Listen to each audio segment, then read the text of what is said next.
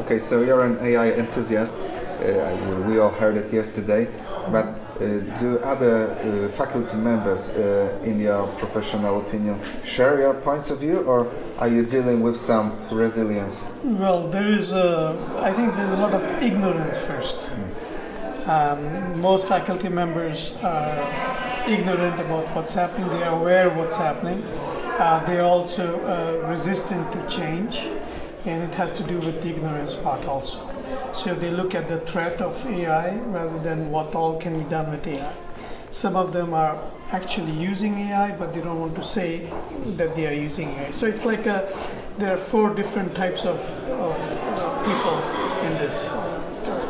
Well, why do you think they use an AI, but they are, too proud or too afraid to admit that? It's mostly too afraid because the big question is, who is the author? When we speak about in our field, which is scholarship, research, it's am I the author of an intellectual product, right, or is AI the author of an intellectual product? And given that this is all in a big state of flux, scholars are afraid to admit that they've actually used AI. So some of them. Others, when they do admit they have used AI, they don't know how they are going to be, evaluated or how they. So mostly they're reluctant to admit, those who use AI. Okay, and from the other hand, you're shaping the leaders of tomorrow, yeah, so to speak. Absolutely. You're shaping MBAs and so on. Absolutely. Is it different from like 10 or 15 years ago when AI tools weren't in a picture? Absolutely. When we talk about intellectual product, writing about a project, a piece, doing some sort of research is completely different. All the time-taking process, the analysis part, much of this we can get the help of AI to help us with that. There is still a very creative part, which is still the researcher who is doing that. Now, from the viewpoint of the students, something similar is going on. So in terms of the learning, what are they learning, how they are learning, again, it's a different process now. They are learning a lot based on AI substituting, ChatGPT substituting Google, for example, in many of the cases. So they are getting that, and then they're creating intellectual output for their project, for their case study, analyzing cases, for example, using AI.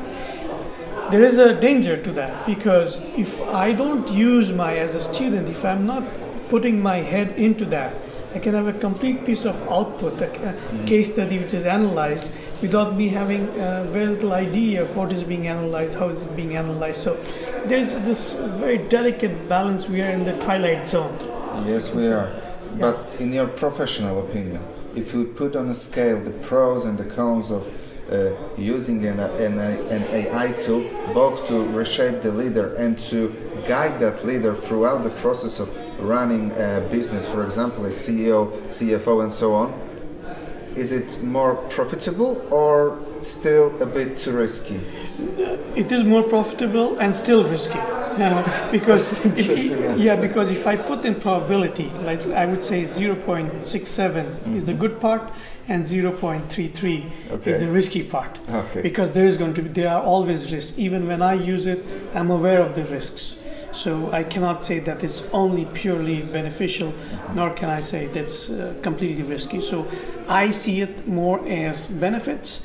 And I see it for myself, I see it for my students, I see it for other researchers, I see it for businesses, all the benefits, those who are actually leveraging it. Many of them are not.